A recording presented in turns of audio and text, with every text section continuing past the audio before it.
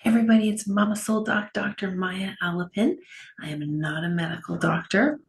So I want to make a video today just to answer a question that I've gotten asked a few times recently, which is, how do I use conversational hypnosis to create relaxation? Or in general, how do we use hypnosis to get clients to relax? And I'm sure you've all had this experience of having a client who either does not like induction, resists the introduction to relaxation, is skeptical that it's going to work for them. And so, what should we do with these clients? How do we get them to actually follow the induction, go deeper, etc.? So, the answer is very simple, which is in my practice, in my office, I don't focus on that anymore. I used to. I used to spend a lot of time focused on how to get somebody into a state where I can give suggestion or affirmation. But at this point in my work, I don't think about that at all anymore. And I mean at all. So my answer to the question is forget about it. Don't focus on hypnosis. Don't focus on the getting there. Relaxation is not a prerequisite to getting the job done. Relaxation is not at all a prerequisite of trance itself. So a client can very easily experience trance and find solutions to problems and have transformation without ever closing their eyes. In fact, I would say quite a majority of people don't close their eyes or only close their eyes periodically. So you don't need to focus on whether eyes are closed or not. That's not an indication of relaxation. And even relaxation itself is not indicative of whether somebody is getting the result that they want. So somebody could say that they didn't experience relaxation, so to speak, and yet their problem is gone. They've quit smoking, or they've decided to, leave their career or join a gym or whatever it is. So you don't need to focus on hypnosis because those normal, traditional hypnotic tools are not prerequisites for transformation, in my opinion.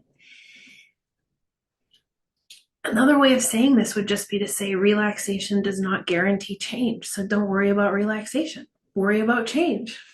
Worry about the real thing that you want your clients to have, which is transformation. So in another way of thinking through this problem, you can also consider the fact that the symptom why the client has come to you is not necessarily the problem that you're going to solve in the session. In fact, probably it's not. Probably the client thinks that they have a problem that really is caused by some other problem, which the subconscious mind knows what it is. And then if you get into the posture and attitude of bossing the unconscious mind around, like telling it, okay, now you're a not smoker, now you're losing weight, now you're less angry or more friendly or whatever it is, what you're doing is actually working with the symptom and breaking down the symptom. And once again, that's not useful. So why would we want to relax a client in order to boss around the subconscious, not knowing if really that's even the problem that needs to be solved? So now we're focused on several things that really are confusing our attention from the real purpose why the client is there, which is transformation. So it's really important to remember that the method I'm using right now is based on the idea that problems hold hands together, problems hold hands with other problems. And until we untie knots that lead to the whole thing unwinding, like a sweater kind of coming unraveled, there's no point of putting somebody into a trance. There's no point in creating relaxation. There's no point in telling someone where to go, because those knots will keep them from using that so-called relaxation usefully anyway. So what's the good of being relaxed if you leave with your problem? I guess that's my way of really framing it. So what we don't want to do is be so focused on hypnosis and be so focused on the symptom that the client is claiming to have that we miss the boat on their real subconscious information.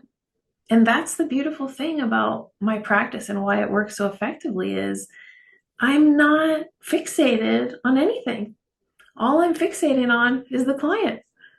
I don't know what's going to happen. I don't know how they're going to come through it. I don't know what exactly their outcome is going to be, but I know that we're going there.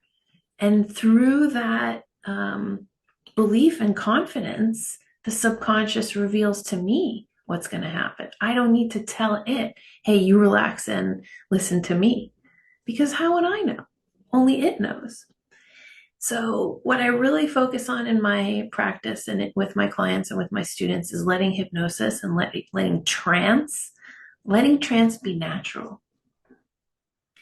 Trance should be natural because it is natural. It's a natural state of mind in which really magical things can happen. And if I create it or if I frame it and make it a certain way, then it's the way I want it, not the way the client wants it. And the reason my transformations are so fast is because I want them the way the client wants them, because the client knows. So, yes, I'm the enabler of that. And yes, we're going to go through a method to get there, but it's not going to be a method like, okay, now you relax and listen to me. So, in my practice, I let hypnosis be natural, I let it be client centered and client based and client led. And that allows it to be just as deep and as relaxing, as the topic is relaxation, as they choose for it to be. And can I help them with that? Can I encourage or enable that more? Yes, of course. But do I want to be focused on creating it or welcoming it? No. I want the client's hypnosis and trance to be theirs and to be natural and comfortable. And the reason for that is because then all the so-called tools that bring about transformation that we're very used to as hypnotists, like regression and any of those therapies, timeline, language pattern, reprogramming, anything that you're wanting to add, so-called, to a session, you'll see that as the hypnosis becomes natural, so do all of those other things. So a client will naturally regress, or a client will naturally come up with a resource, or a client will naturally repattern their language. And you can certainly encourage that and reinforce it, but there's no need to force it or to fake it. So the advice I guess I have to answer the question of this video is, how do you create relaxation in a client? The answer is slow down.